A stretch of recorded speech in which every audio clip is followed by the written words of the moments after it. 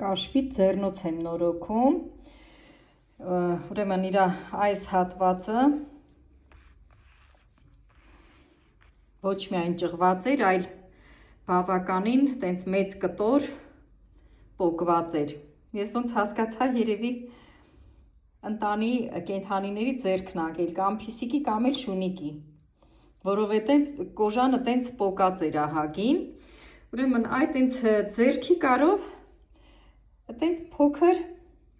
կոժա եմ փակցրել, իհարկե իր հակառակ կողմով, տեսեք, հակառակ կողմով եմ փակցրել, իր վրա ինքը ունի այսինչ ժեստ, ու հիմա այդ դրա նման, այսպես դետալ եմ կտրել, ու նայրից սոսնձով փակցնելու եմ։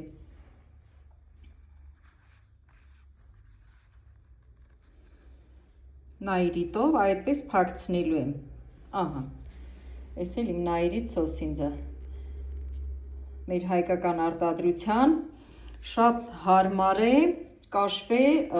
այսինչ իրերի նորոգումների համար։ Ու մի փոքր էլ սև ներկով կներկեմ իր այդ եզրերը, որ ինքը սիրուն այդպես ամրանա։ Ու կարծում եմ սիրուն կլինի։ Այդքան բան։ Սրան ուրիշ լուծում չէր կարա լինի, որովհետև ամբողջական դետալ անհնար է ուղղակի փոխելը, որովհետև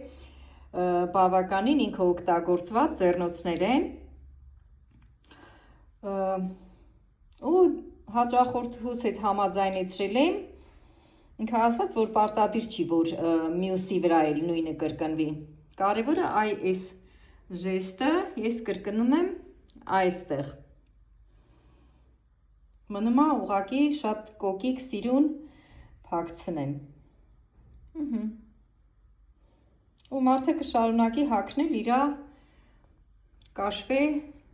կոմֆորտ ձեռնոցները։ Այսքան բան։